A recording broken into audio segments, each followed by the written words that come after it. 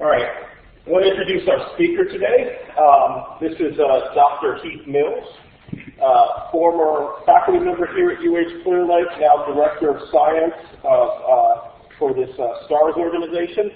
One reason why we invited him, and you can tell that this is not, he was not the original speaker planned, but we had his partner, Craig Watson, was actually going to be here. One reason why they were invited was to tell you guys a little bit about what they do. They do some really interesting work, and this is one of these things that you might want to talk to the speaker about afterwards. It's something you might want to get involved with. So he's going to be around, so please, I'll turn it over to Heath. Cool. Thanks. All right.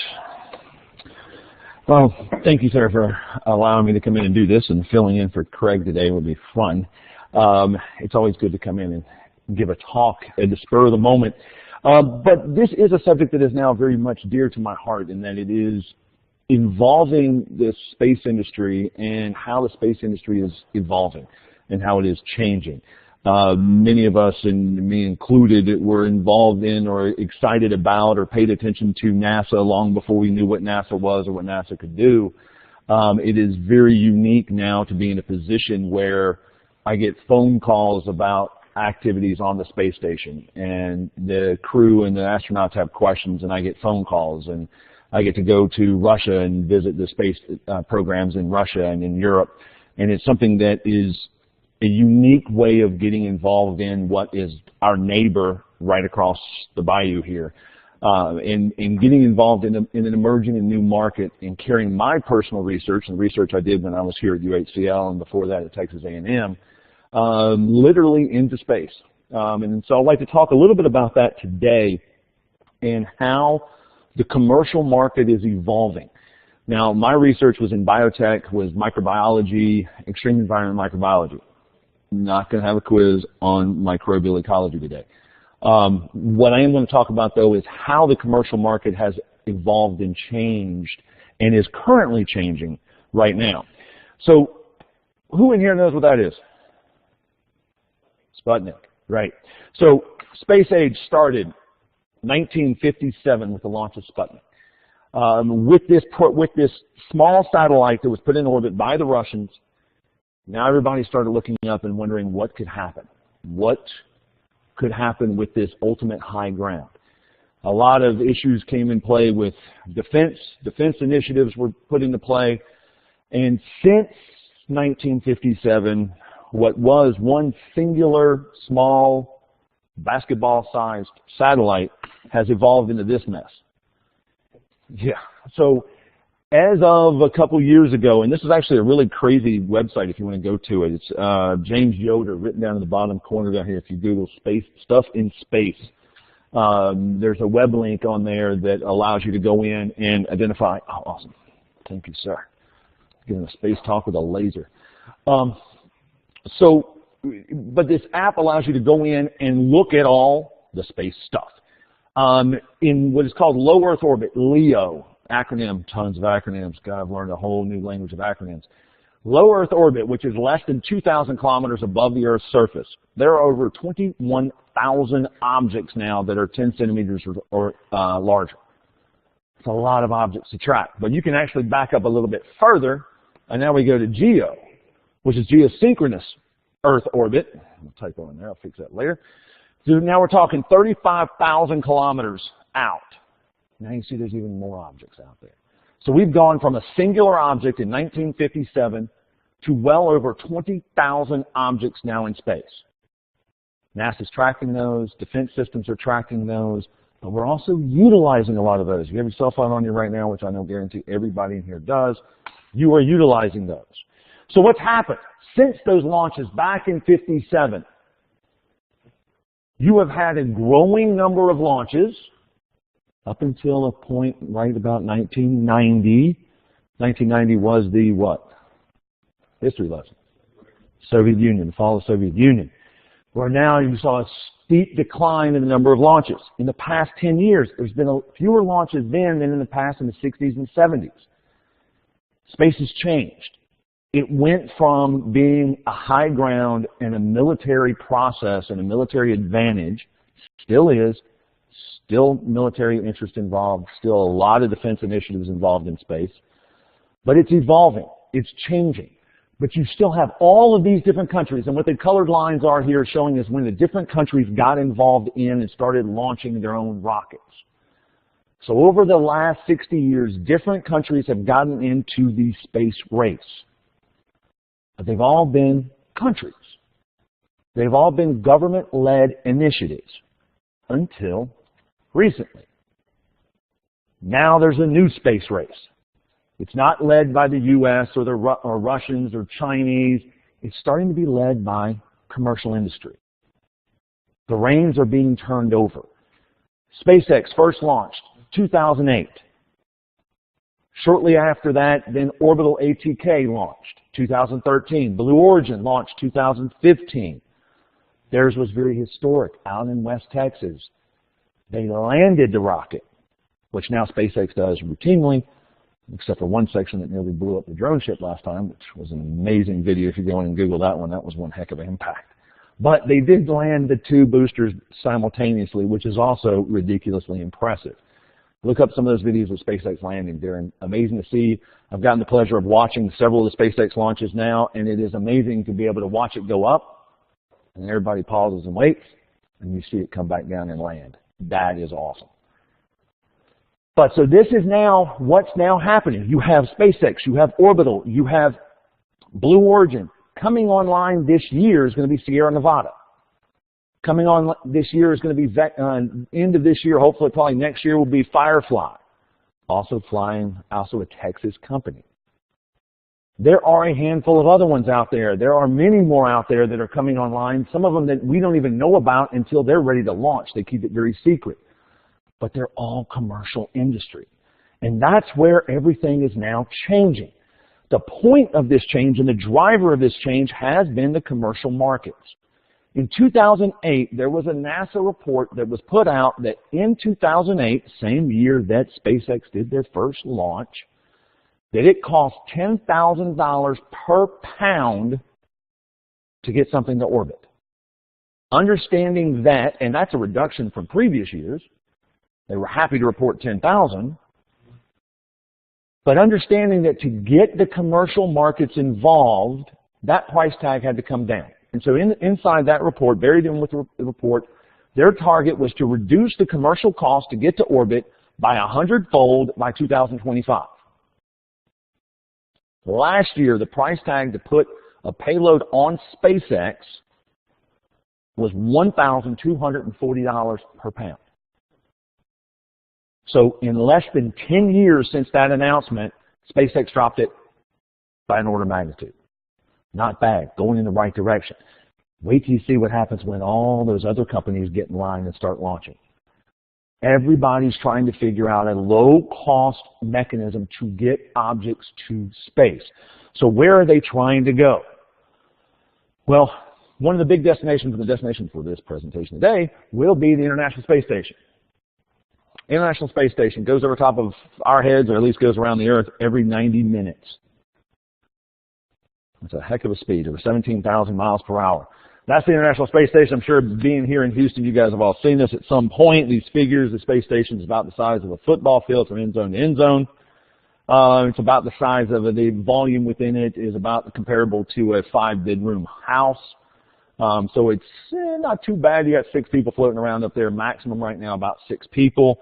But not too bad. But that's the idea. That's the space station. Now, it is made up of many different parts. Each one of these parts got to orbit. Starting in, they started delivering key components to the station back in 1998. It took over 40 missions combined between the U.S. and the Russians to be able to get all of the pieces up to the station, attach it, assemble it. It is still being added on. There's still new ideas and new things going on to it. But that is the bulk of what is the station. Now, for my company and for most of what commercial space is within the U.S., everybody is targeting, for the most part, the U.S. lab, which is in Destiny right here. That tin can right there is where most of our hardware goes. STARS, my company, has right now currently a payload, experiment facility in and permanently established within that station, or within that module rather. But that is the components, that's the different countries that are involved in it. It is an ESA collaboration, Japanese collaboration. ESA is the European Space Agency. Japanese, Russians, and the U.S. through NASA. And that's where everybody's targeting. Big problem though. If you are interested in commercial space within the U.S., you have mostly two options to get to space. And they don't rhyme with NASA.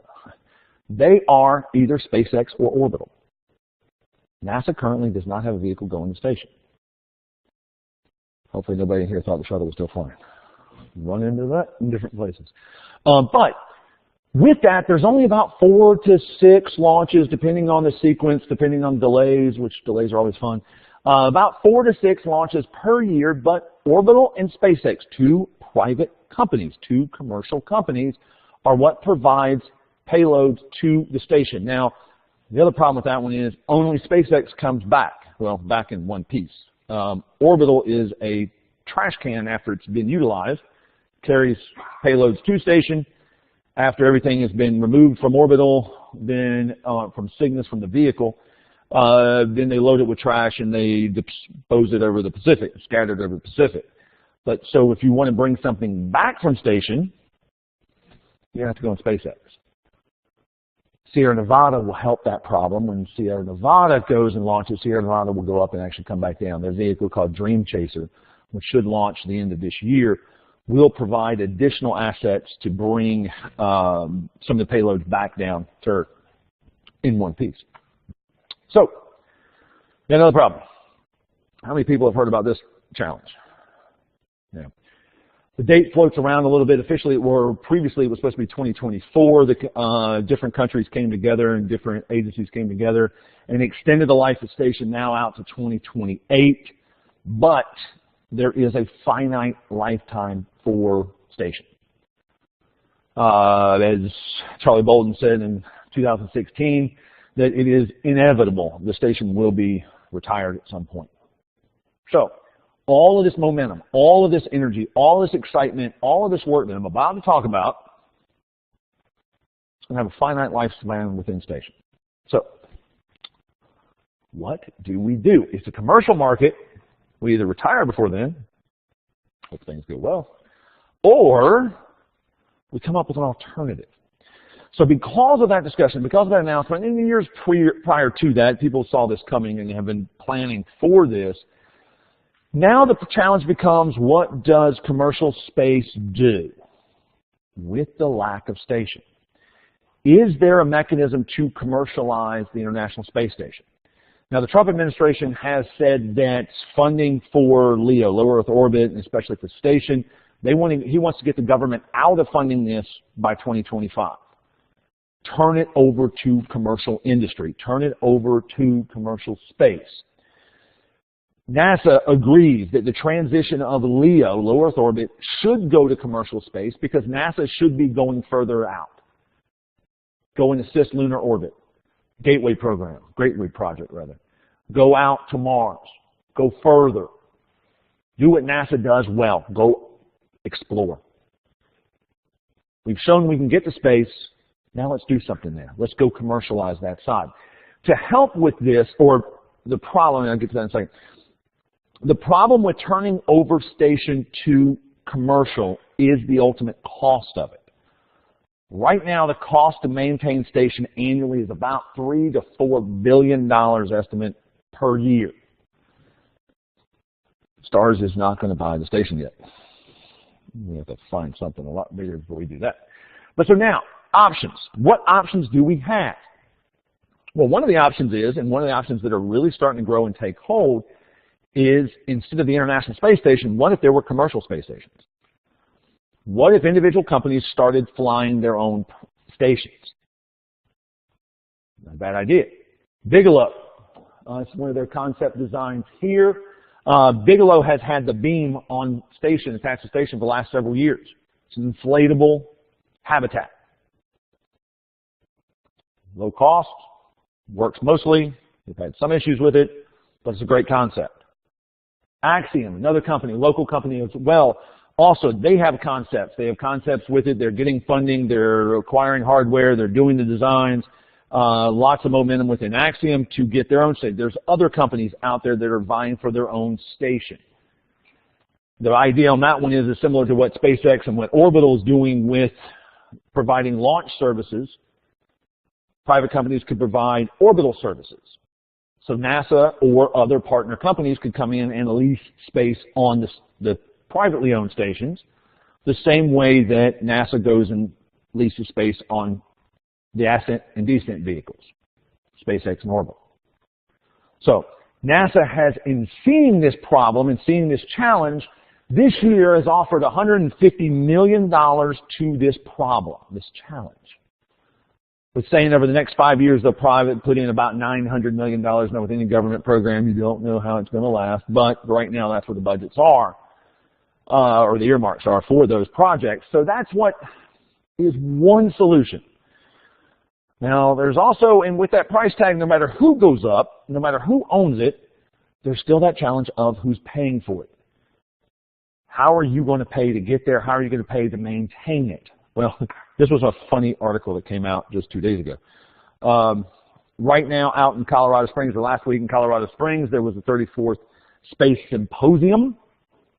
A lot of space companies, NASA, different agencies came together for the Space Symposium out in Colorado Springs. They had a panelist there, and one of the sessions was led by a couple groups on the panel. And Aaron McDonald came in with the statement that they don't want to see a Taco Bell International Space Station. Now, I know it doesn't mean that Taco Bell is going to be serving tacos on the space station, but what it means is selling the advertising rights, corporate buy-in. Is this how space is going to go? Being a private company, going in on this and trying to put payloads on station and trying to reduce the cost of my customers, we have talked about selling advertising space. NASA is not for this. And there are sticker requirements, there are label requirements, there is all, you don't put a sticker on there. We put an Astros sticker after the Astros won the championship last year. Yeah, that got us into big trouble. But they earned history and we put it on station. It just happened to be that the configuration of how it's stowed, instead of it being subtle, it was when they opened up, it was sitting right there. Oops. But this is serious. This is real. And part of it is, and what Aaron said was, this is, I think it goes against what the public perceives the space station is supposed to be like. How many people know where Cowboy Stadium is? It's not called Cowboy Stadium anymore. It's AT&T Stadium. Something as cherished to Texans as Cowboy Stadium is now AT&T Stadium. So I don't think Taco Bell is going to sponsor the station. But what if it was Merck? What if it was Shell? Things to think about. How do you lower costs to be able to open up commercial industry to get to LEO? Now, also in this, and this is a screen caption, I kind of left this on the side because I thought it was interesting and fortuitous. This was not part of the article. This was an advertisement on here. This is Lockheed Martin. And Lockheed is saying in their advertisement, space is not a place to go. Space is a place to do. The idea of changing over the low Earth orbit space to commercial and to industry, as they're making a joke about it here, here's Lockheed Martin saying, let's do it. Let's go. All right? So things to think about. So let's go back to here. Crazy geo. All these items in space, all these objects in space, rather. Let's move this down to the corner. Let's add back in the International Space Station here. Let's put in Axiom on that one because it was a cooler picture. And then let's ask, why? Everything's been going up since 1957. We have over 20,000 objects floating around in space in low Earth orbit and geo. We have all these plans now to build new stations, to commercialize space. Why? Why go there? I'd love to do it, just go float around. But other than just go float around, there is some tourism things. We're not going to get into tourism on this. But there is a commercial side to this. But why go? Now, I want to make you guys do a little homework. Little thought experiments here. Love thought experiments. Why? Think about it in your head. Think right now. Think to yourselves right now. Think of reasons to go to space. Right? Reasons to go to space. Why spend $1,000, $10,000? Why spend $3 to $4 billion a year? Why go through all of this trouble? Why go to space? 10 reasons. Everybody got at least 1, 2, 3? Everybody got at least a couple ideas? All right. Well, I want to have a little fun with it. 10 reasons. This is why space exploration matters to you. Number 10. And this, I went through multiple websites and saw multiple things. They all have slight variations on them. But this one I thought was the coolest because it has the best graphics on it. The 10th reason, according to this website here, is protection from catastrophic asteroids. True. Okay. How many people thought of that one? Anybody think of that one? All right, cool. Good. Got number 10. Number 9 on the board. It will lead to more great inventions. Not just great inventions, but more great inventions. All right? It will be good for your health. Maybe not, if you talk to Scott Kelly a little bit, maybe not for the astronauts' health, but it may translate to your health on Earth, which we'll talk about in a little bit. Creepy. Space exploration is inspirational. All right? Number 7. Number 6, support for national security. Anybody thought of that one? Anybody think about that? Yep, a couple heads shaking. Again, still defense initiatives. So at the beginning, initial issues with going to space, defense initiatives. We need raw materials from space. Very true. A lot of people have probably heard about some of the asteroid capture projects, mining aspects on the moon, raw materials from space. Nations can work together peacefully. That was one of the interesting things with the Crimean incident a couple of years back and the conflict in the Crimea. There was a lot of talk around NASA as to what's everybody going to do. We shut down all talks with Russia. There's people on station. And for the most part, that is something that has been left alone and stays out of that political issue, and communication and activity still continued on station between the Russians and Americans. So working together peacefully. Number 4. They can help answer really big questions. This is the James Webb Space Telescope. Did anybody go get to see that when we had open house over here a couple weeks or months back? So James Webb, going into space, where did we come from? Are we alone? Some of the big questions that have plagued humanity. Humans need to explore. Urges. All right? Always a human issue. Can we go out and further and see what's out there? And then to colonize, to survive, kind of the same as the first one, but we'll go with it. So let's put the 10 back on the board. How many people have a few of these? You have a couple of them? 3, 4, 5. All right, we're all thinking about it. Okay, we're all thinking about the reasons to go. This is now what commercial space has to identify. This is your market drivers. Why do you go to space? Why do you set up a burger stand? Why do you set up a transportation company? To make money. Exactly. So part of the abstract was talking about going and talking about the past. Well, I'm going to edit this side. I want to take away 10. Not doing 10 again. Sorry. Knocking out space, knocking out you, and editing it and saying reasons why age of exploration matters. Age of exploration, 1400s, 1500s, back when Europe started to expand. Europe started to hop on boats and go outward. Going through the seas, very dangerous, lots of lives lost, going out, trying to explore, and for the most part, instead of 10 reasons, it can all be boiled down to about 3 reasons. Gold, God, and glory. I am not going to talk about number 2 or number 3. I'm leaving that to somebody else in a different classroom.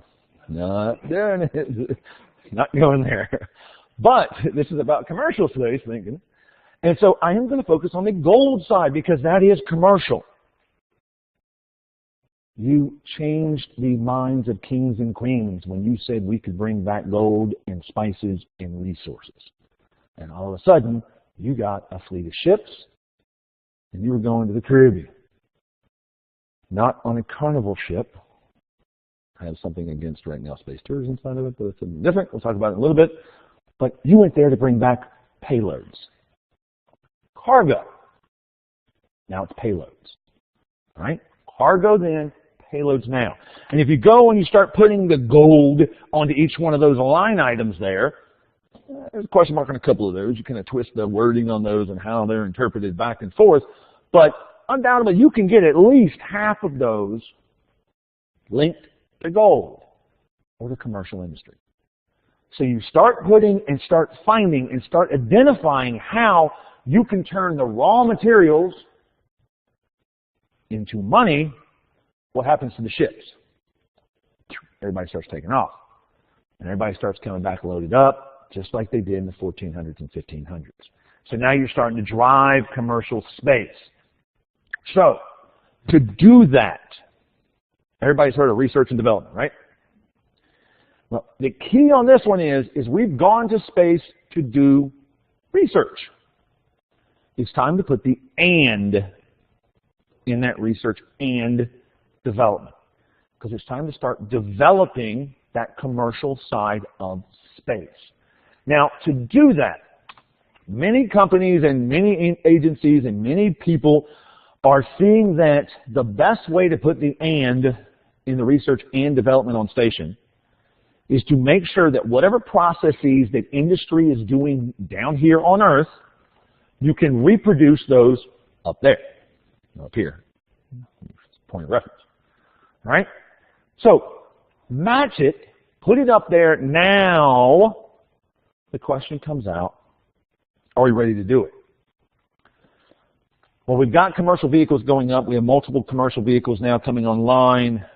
We have the idea, and everybody's got their top 10 list, and most of those come out to be commercial anyways. So are we ready to actually take that leap? Are we ready to sail from Spain or sail from Portugal and come across to the New World? Are we ready to take that leap? So I'm not going to go slide by slide on this one, I promise. But an investment group of Frost and Sullivan came out with this list. Now, my company is based on biotech and life science. Right? There are many companies that are out there that are involved in Earth observation, physics side of it, engineering in different aspects, and their focal points for their company vary. For our company, what we are doing is we're focused in on the biotechnology and life science side of commercial space. So what we are looking at and how we are helping and wanting to develop commercial space, we are looking at how do we take advantage of the environment of microgravity. Microgravity's environment. Hopefully somebody in here has taken at least one biology class. Okay, so with that environment, whether it's temperature, whether it's salinity, whether it's nutrients, whether it's pH, whether it's pressure, whatever it is, each one of those variables affect how life operates. It's the reason I live in Texas and not in Michigan. Because temperature is important to me, okay? Just like with the rest of biology. Well, guess what? Gravity is also important to biology. Gravity changes the way biology operates. So in any biology, life science, biotech lab, you know that if you change the temperature on your samples, they respond. Well, now we're learning that if you change gravity, there's a response. How do we harness that, and what do we learn from it? So if you are going to change station into a viable, in our case, a viable commercial biotech facility, there are certain aspects you have to consider. And this is how we are personally going in and developing and trying to identify this. So what this article was about was talking about how do you identify a biotech cluster. What is necessary to identify and to establish a biotech industry in a new area. They used Los Angeles and Boston as the pinnacle examples of where biotech is growing and is strongest in the U.S. They talked about Philadelphia, they talked about Texas as emerging biotech centers, and they pointed out some of the strengths and weaknesses within those two areas as to why they're not Los Angeles and LA, or Los Angeles and Boston yet. And so the criteria were what's on the board right now. And I'm going to go through and flip through several of these and explain where my company is, where we are looking at and where we're developing, where the field overall is involved, and how the market is emerging within these here. So the first one, and what I'm going to do is, yes, I was faculty here and faculty at A&M, and I also grade a lot of things. So I'm also grading this in station, so you'll see a grade sheet at the end of it and see how station is graded. But the first one was expanding the company base. Can this new area expand with new companies? So who has heard of CASIS, the Center for Advancement of Science in Space? Okay, several people have. So Center for Advancement of Science in Space, another acronym, CASIS, was charged several years ago, about 6 years ago and 7 years ago now, by Congress to help commercialize space, to help pull in commercial entities and provide them access to the International Space Station. To do that, what CASIS has done is to invite and name implementation partners, companies that are involved in sending payloads to the International Space Station. STARS, our company, is an implementation partner to CASIS. So with a funding reserved from Congress, that is their charge. So can you get new companies to go to the station? Yes, you can. We are an example of it. There's our wonderful mission statement. Whereas you see in here with STARS, and that's our acronym there, you see life sciences, biotech, new medicines, new therapies, the frontier to help all of mankind. We are a biotech-based company. So there are other companies that are out there. There are other implementation partners located here in town. NanoRacks is another one. They were one of the first ones that came in play. They've launched many different payloads, many different projects up the station and in low Earth orbit for satellite development. They're the newer companies. Olivia, who has joined me here tonight, her company, Rhodium Scientific, their company is involved with standardization of the commercial process to help enhance what the projects are that are going to station, enhance their their commercial ability, their commercial capabilities, their ability to be commercialized. And so looking at the process of getting payloads to station and getting research back so that big industry is interested in them. So they provide a very unique service to the overall industry. So you have payload providers, payload developers, and you have those that enhance what the payloads are worth. So that's where we are. So in this, my statement on this is this market, this section, or the space station is growing. Now, one of those bullet points was skilled workers.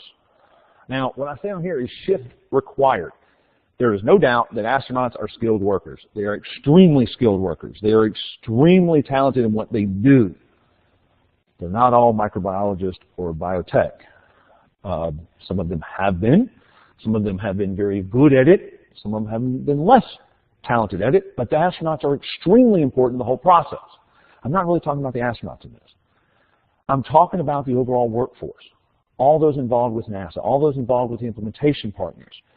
This is where, for a biotech life science industry, what mostly is out there are engineers and operators.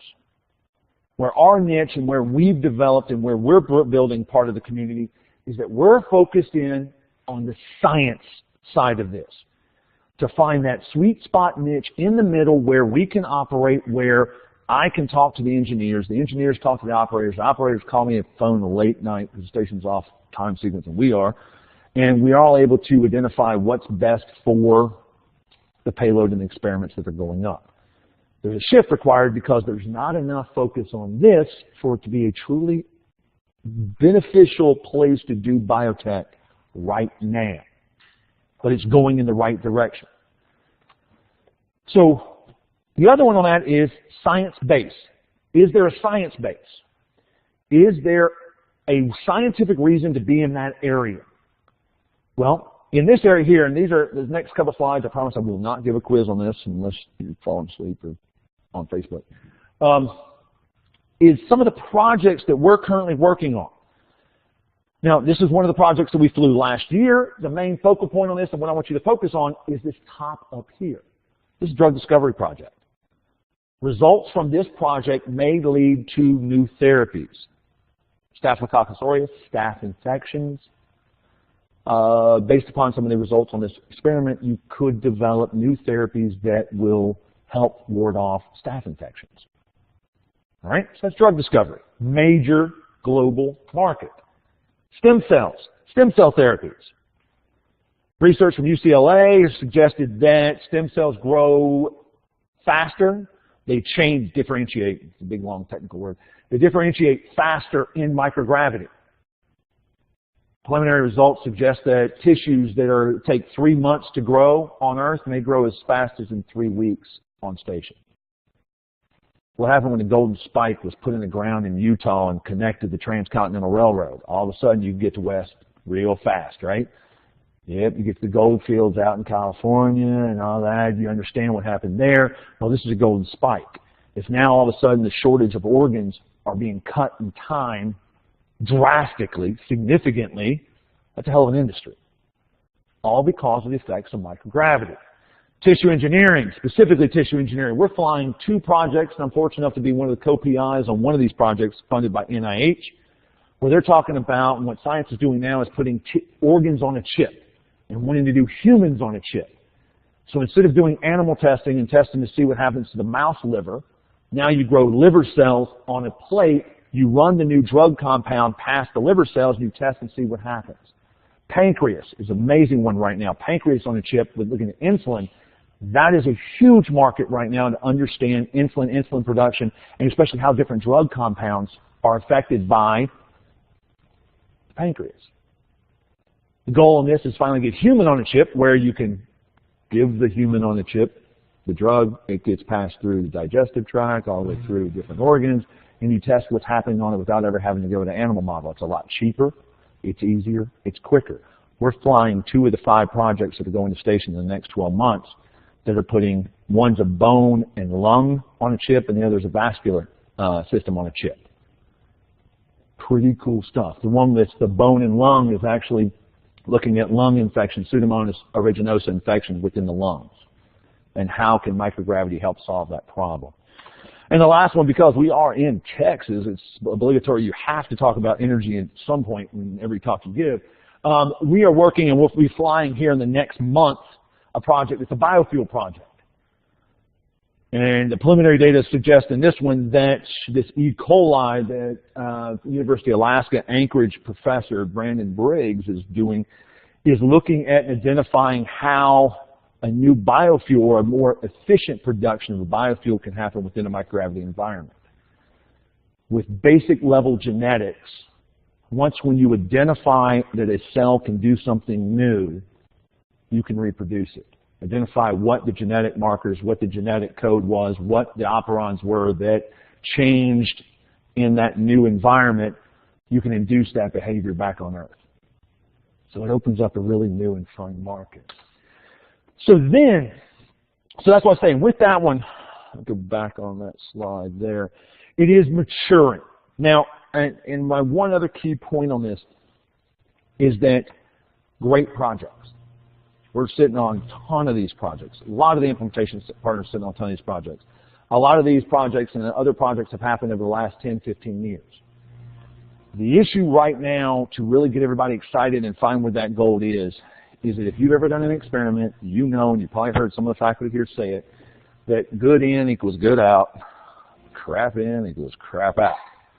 And so if you don't take care of the process of how the experiment goes up, you're not going to understand or appreciate what comes back down. It's not going to be valuable. That's why matching up with the right experts and the right industry partners can help make what goes up and what comes back down actually valuable to big oil, big energy, big pharma, because for the first time we're moving away from, and there's nothing wrong with engineering and ops, and there's nothing wrong with those guys, but moving away from the focal point on that to be to understand how science works on station. So whether it's a physics experiment, chemistry experiment, biological experiment, you have to maintain and constrain that experiment properly, and that's why I said this is maturing, because the right language is starting to be said. It's not there yet, but the experiments are there. So then becomes now the policy side. What type of policy is available? Can you get these projects to station? Can you get these resources to go up? You've got the business, you've got the reason, you've got the experiments, but can you get it there and can you get it back? I said you have to watch the process involved.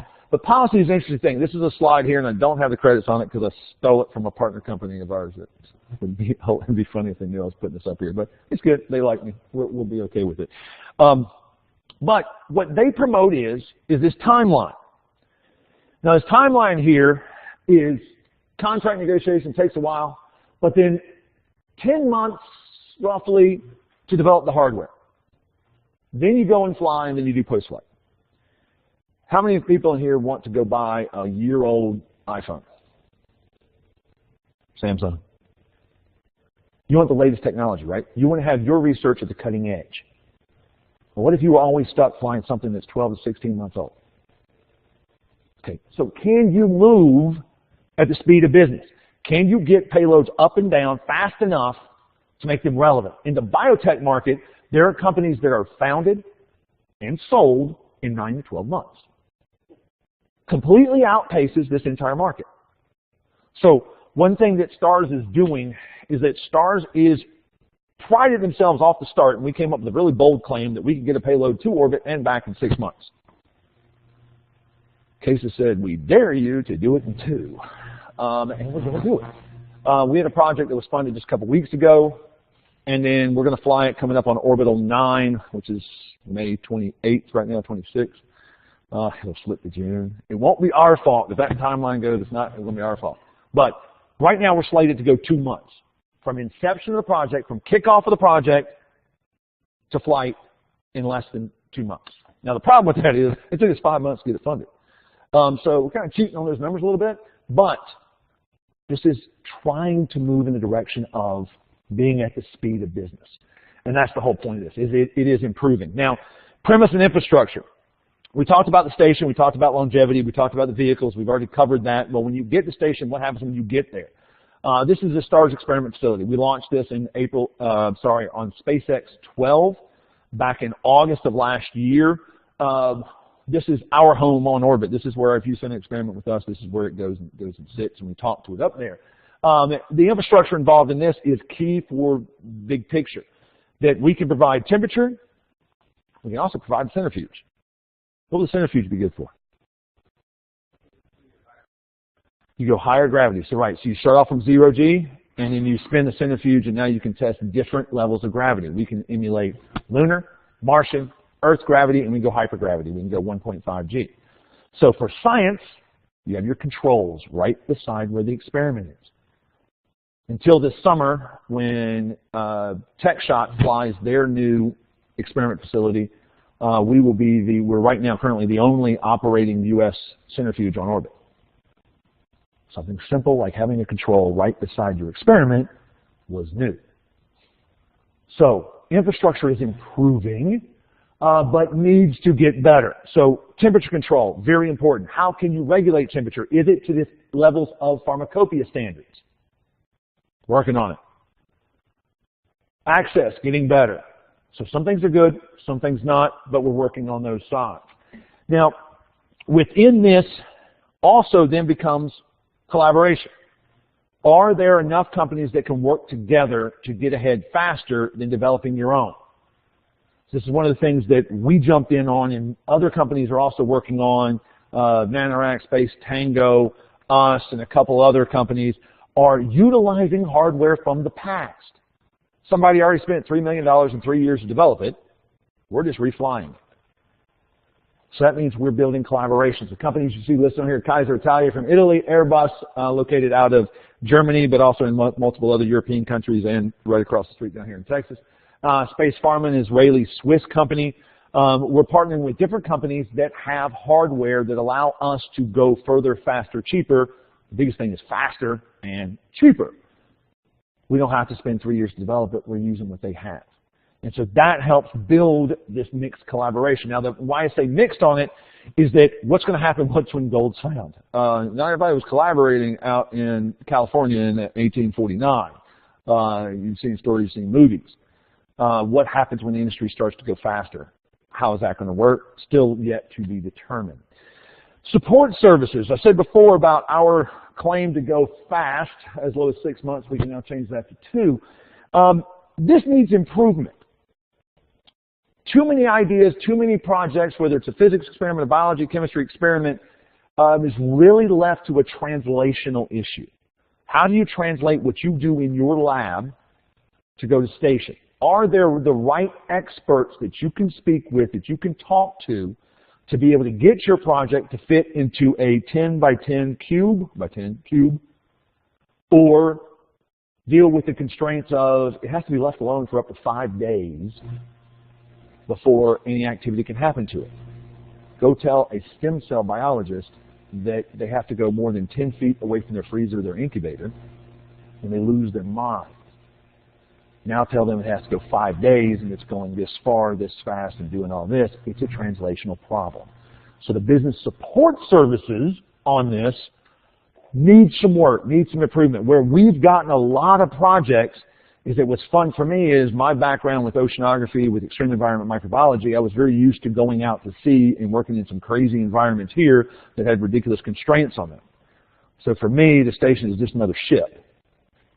I'd love to go take my samples with it, and I'm daring my engineer to make it just difficult enough so I have to go. Personal preference. But it is something that is developing, which is that business support side. But it all comes down to this: finances. You have the greatest project, you have a great company to work with, you've translated it perfectly, you've taken care of all the standard operating procedures, your chain of custody, you've taken care of everything, you have the whole project lined up. Who in the heck is paying for it? With any research at any level, it all comes down to finances. So whether it is grant writing, we write a ton of grants. We've been successful with those, which has been great for us. Writing a lot of grants, or the other item, and I combine two on this one, is the investing side of it. Can you get investors excited about it? So with a lot of the areas here, you develop the research projects, you start developing and asking those complex questions. Can we solve the organ shortage? Can we help the environment by producing better, cleaner fuels? Major challenges. Can you develop the protocols that are associated with it to make those investors feel comfortable about where your samples are going and that those can be translated back to what has been done before? Can you do that? Because in the end, what happens is you develop that space-based manufacturing, or you bring the samples back and you develop a new industry here based upon the experiments and the data that you collected while on orbit. If you can do all this, now the Queen and King of Spain will pay for your ships, and you and the 3 other ships come across, and you got the picture. You got it. 1492. Got it. All right? But that's the difference. Can you get that investor? Can you do that side? So, oh no, the first slide that's been altered by going to IBM and Mac. Well, with that, I put them all together, and then I gave them the grades, which you're not going to see the grades on those, but the grades are all over the place. The slide got hosed, but it's okay. The whole point of that was, as I was going through just trying to grade each one of those, I had a color code at the beginning or the top of each slide with the greens and reds and everything with it, and you followed it through. Overall grade on this is something that you do not want to see either your classroom have or you personally have. This is not going to make your parents want you to come back to school if you turned up as many bad grades as what we put on the board with this. So are we ready to open the station as a biotech cluster? Not yet. Is it worth it? Yes. Is it going in the right direction? Absolutely. Is it something that we and many other companies are striving to do? This is new space. This is the reason why we had all of this. So now we've shown that we can go. It's now time to do. We actually had an interesting talk that we heard in Russia by, what was the name of it? The first cosmonaut that did a spacewalk, Alexei Leonov. And Alexei gets up on stage, and he is now got to be in his 70s. He gets up on stage in Moscow, speaking in Russian, had a little earphone on, which allowed me to hear what was going on with it. And he gets up there and starts pounding the podium and turning around to all of the leaders of the different space agencies sitting behind him and saying, we've all proven that we can go there. We risked our lives to go there. Now let's go make it worth it. Start opening up to commercial. Start doing commercial industry. And was pounding the podium, yelling in Russian. It sounded awesome and cooler when it was in Russian. But pounding the table saying, let's go and let's do it. Let's get up there. So with that, there are some good signs in it. And moving forward, there are some good metrics involved with this.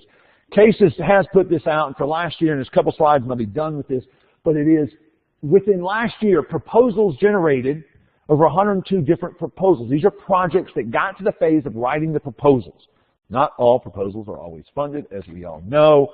But if you look at that, there were 43 different projects that were funded by CASIS last year, just last year, to go to station, to develop and do new research.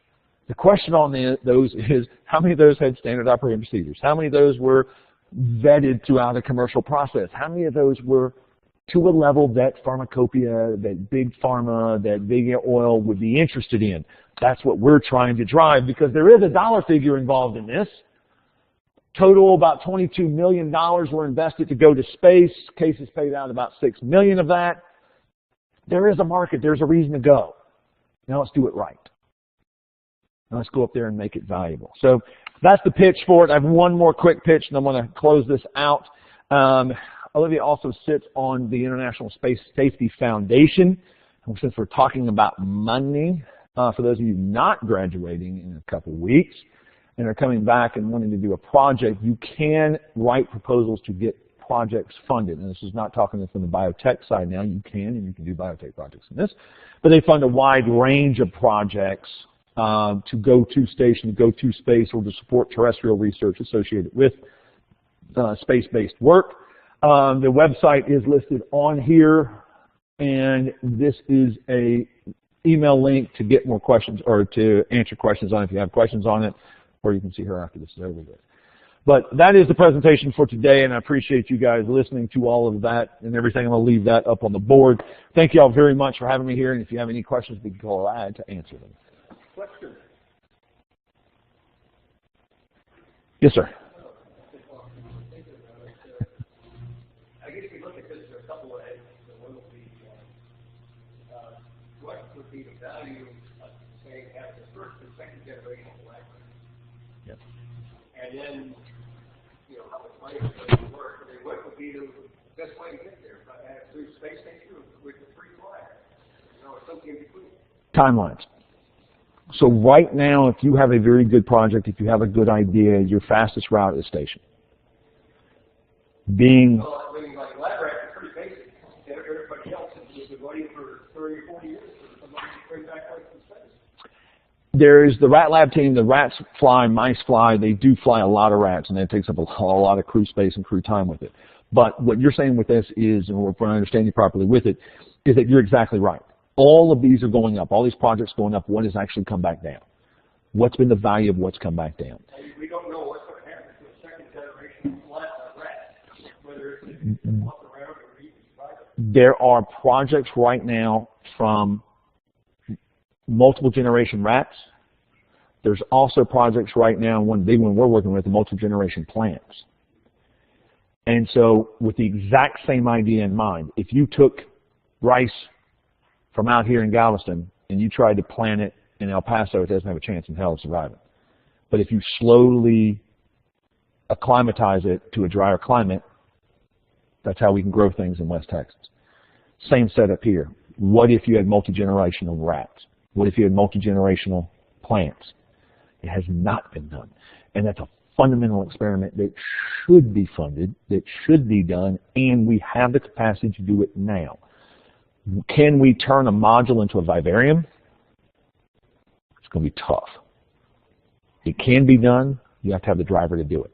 You find a cure for cancer in one of those transgenic mice, and that transgenic mice is maintained because of station.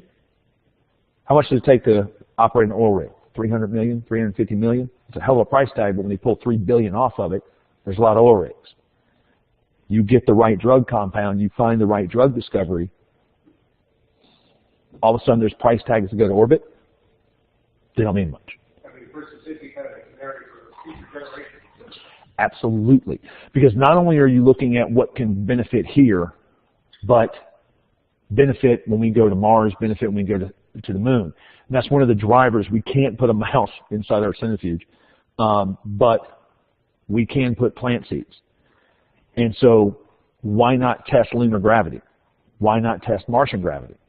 Because one of the fundamental questions on this, we know that, and if you do some enzyme kinetics, if you're in some biophysiology classes, enzymes work off of 10 degrees of Celsius, and you change an order of magnitude of activity based upon a continuum of temperature. Is there a continuum with gravity, or is it threshold? Do cells sense gravity at a specific point, or do they slowly change over the entire range of gravity? No one's done a study. Can you acclimatize a generation so that that mouse is only going to be able to work in space? You bring that poor dude back and he's going to be flat. Or else the lab rat scenario was to save itself in a 10% gravity. Exactly. And then that's give something to take what we need. Exactly. And see, that's that threshold. Is there a threshold that turns on and off? And what's so much fun about this, my personal research was in the deep subsurface. We were in areas where life was barely alive, and the whole question of what is life and how is it living and everything was on the edge. And we were able to ask very, very, very, very basic questions. How does a cell divide? Why would it divide? What's the advantage of dividing versus not dividing? Some basic biology questions. Same setup here. Basic questions can be revisited. The answers are going to be fun if the experiment's constrained properly and managed properly. But no, you're exactly right. Yeah. Get the transgenic mice. Get the mice in orbit. See what it is. See what it's like to be there. Have multiple generations. What happens on the 5th generation? There's actually a fertility experiment that's going to be going up shortly. There's an experiment that's actually on SpaceX 14, I think, or maybe on Orbital 9, one of the two, where they're looking at how sperm swim in space. Never done it. So, basic questions. Other questions? Yes, sir. Where does cases currently get its funding for these grants? Currently, they are funded by an act of Congress. They have an allotment from Congress. They are separate from NASA. It's not part of the NASA budget. It's their own. It's a separate line item. It's direct, and they report straight to Congress. What they are and what they do, though, is they do match. They look for, and that's the reason they invested $6, but their value was worth $22 million. A lot of industry partnerships, some investors to go and increase the amount of money that they're available to spend on science. But they are an act of Congress. They are a 501c3. Also, they have had rodents in space on the space station. And they're really, and the next, I think 4 SpaceX will have the rodent labs flying again. The Japanese are developing a new rat module that they'll be flying to do increased rat studies on board. Rats, also fruit flies are also another one. Those provide a lot of good genetic information.